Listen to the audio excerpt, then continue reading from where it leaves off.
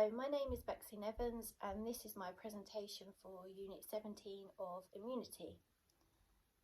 The aim of this presentation is to receive more understanding about human immunity and the immunity disorders, alongside with the learning more in depth about the first, second and third line of defence and the more biology side, but we will cover that as we go through.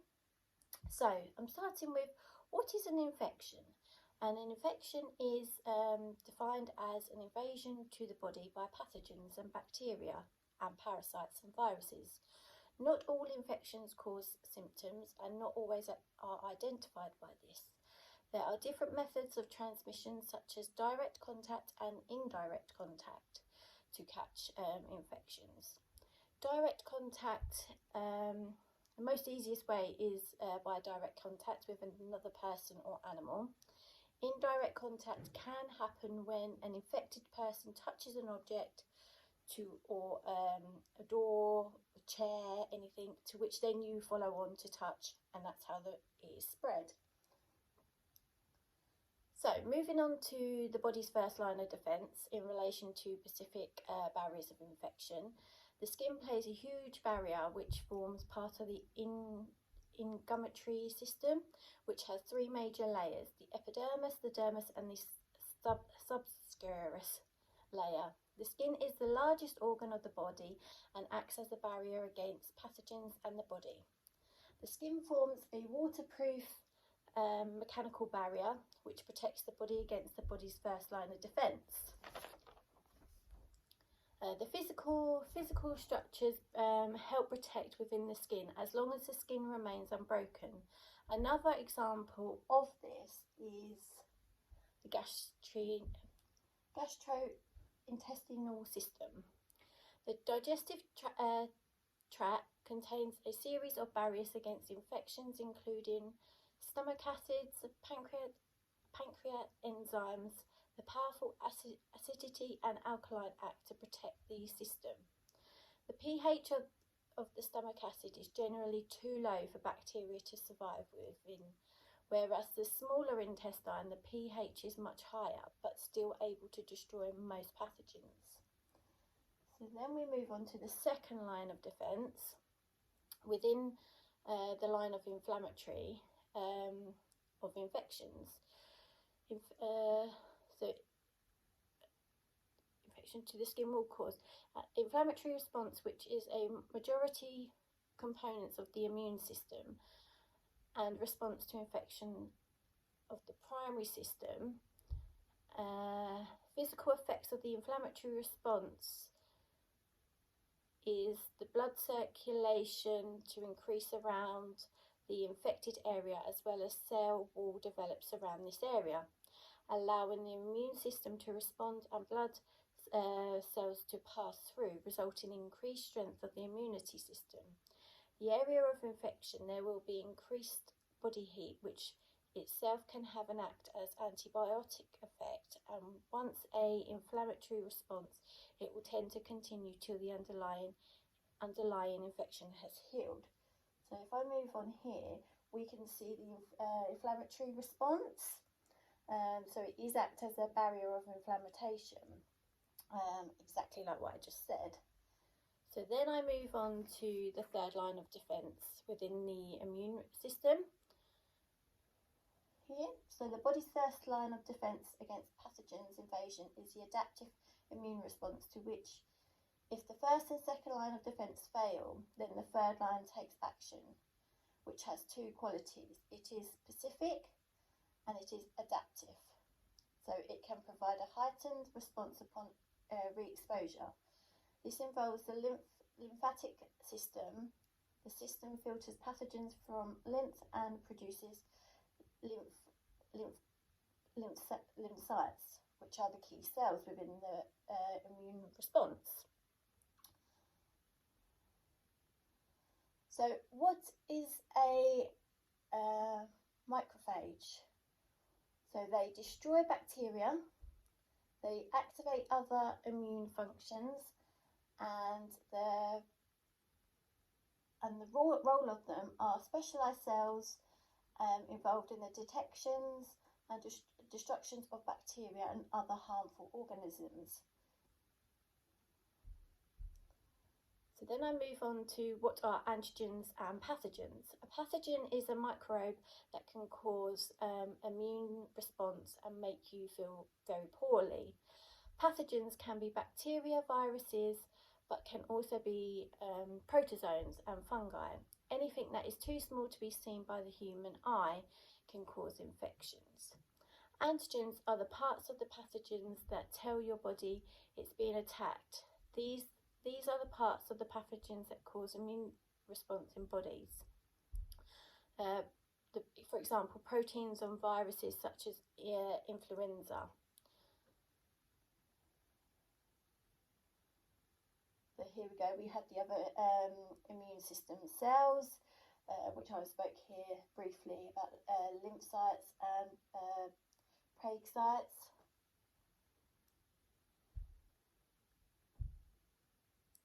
So then I move on to a bit about what is acquired immunity. A learned response from today's immune system determines the best way to attack each antigen, and pathogen begins to develop a memory for that antigen. It often known as a specific immunity due to the immune system tailors its attack to specific antigens and stimulates the body to produce antibodies to destroy the specific antigen or pathogen when it's invading the body. The natural immunity entitles its exposure of bodies to the antigen without human intervention after successfully protecting the body whilst it develops memory of the disease, giving the body natural immunity. An example of passive natural immunity is a baby's protection against antibodies by giving breast milk. I have slides, I will show you that shortly.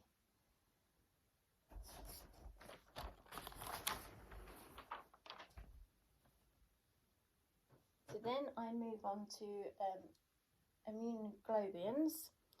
These are known as antibodies with many uses within the body. Are proteins bound to antigens. They target an infection, recruitment of immune systems, neutralizing of toxins, removal and compliant activation. The typical immunoglobulin is made of 4 chains. 2 of them have a greater mass, and these come in a range of Y shapes. As you can see here, they kind of built themselves up. And here we go, we have different types. So we have 5 different types. We have IgG, which is the main globulin in the blood cells to protect a baby in its first few months. Then we have IgA, which provides localized antibody protection.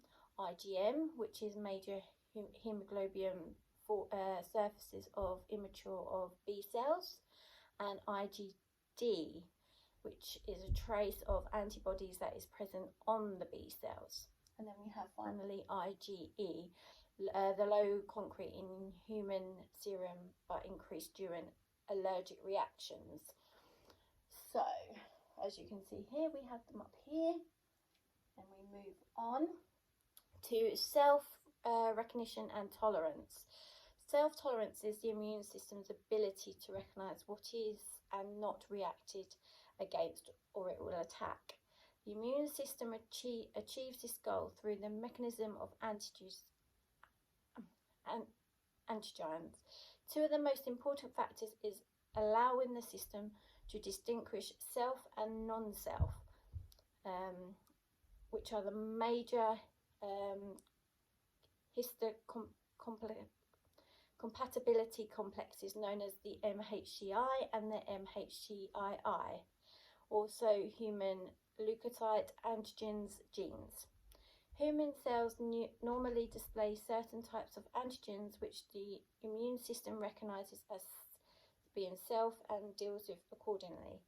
When the immune system encounters the antigen of the red blood cell, it will not attack it as it has this antigen and is recognised as itself. So then I move on to the failure of self-tolerance.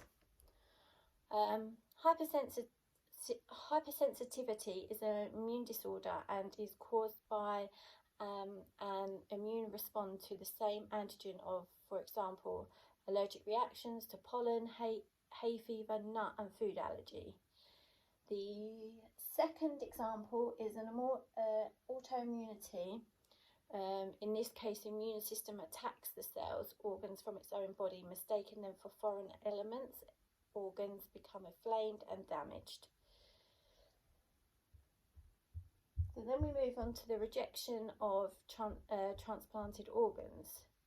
Is the act of transferring cells and tissues or organs from one person to another to replace a damaged organ for a healthy organ. The immune system is a barrier to the transplantation process, which you can see here, as a routine medical treatment. The immune system develops a mechanism to combat against foreign invaders that are involved in the rejections of the transplantation. So when a person receives an organ during surgery, the receiving person's immunity may see it as a foreign invader. So that is where you get the rejection. There are 3 types of rejection, which are hyperacute, which often occurs a few minutes after the transplant, where antigens are unmatched.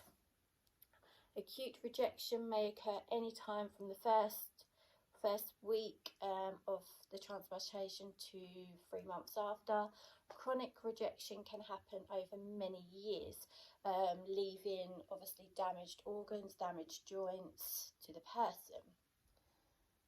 Then we move on to the autoimmune system. So looking at 2 of the main disorders that people sometimes live with, which we have rheumatoid arthritis. This is a long-term disorder that affects joints. It typically results in worn, swollen, painful joints and stiffness, being hands, wrists and knees which are involved. There are times when symptoms become worse, which are known as a flare. This is detected with a blood test, possibly risk of getting this through smoking or genetically. There is no cure but treatment, rest, exercise, and it could end up in leading to surgery if the painful joints get too much. Then we move on to lupus, which is another disorder. This is where body's immune system becomes hyperactive and attacks normal healthy tissues. The symptoms are inflammation, swelling, damaging joints. The GP will tend to do blood tests, high levels of type of the antibodies, combined with typical symptoms where lupus is ascertained. Patients are normally referred to for scans and x-rays. Once lupus is diagnosed, regular checks will be carried out, which are blood tests to check for anemia, urine tests to check for infections or kidney failure, and it's normally treated with anti-inflammatories, which is ibuprofen or steroid tablets. So as I spoke a little bit earlier about the acquired immunity, we'll just have a little look at it here. So we've got the natural acquired, which is the antibodies, which I spoke about. Obviously, the first thing is baby's breast milk. And then you have the artificial acquired immunity, which is more like the active immunity comes from a vaccine. So the benefits of a vaccine and how they help against serious diseases and viruses. These cannot be cured with antibiotics, but can be controlled with immunisation. Measles was very high back in the late 1960s. So that is why the introduction of the MMR vaccine in 1988 came through from the NHS. Measles is still around today, but it's not as bad as it used to be due to the control of the immunisations. And at present, measles has only had 1 death which I do believe was in 2017, compared to 1940, which had 870 deaths. This proves by immunisation programme works by helping people stay safe. So then we move on to herd immunity. When a high percentage of the population is vaccinated, it's more difficult for contagious diseases to be spread from one person to the another. For example, like the days that we're living in at the moment with COVID, and surrounded by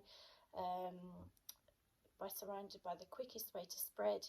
So we have been social distancing, and now that we have the immunisation programme is going to help to break down the chain of the spread, to help the herd immunity against elderly, vulnerable and new babies, which is the same as measles vaccination, but by providing the herd immunity can stop the spread of the contagious disease. Herd immunity, especially for people who can't have the vaccination, is definitely like what we've been doing with the COVID, social distancing, but it's good to get the vaccination for the children who are young, elderly and vulnerable. The NHS vaccine programmes can be seen what is available. Children are normally vaccinated various stages within their childhood by GP, nurse, health officer, to help protect them with all their local, and as long as they're up to date, their immunisations, they build their immunity. Thank you for taking the time to listen to my presentation today. It's been very good. Thank you very much. Bye.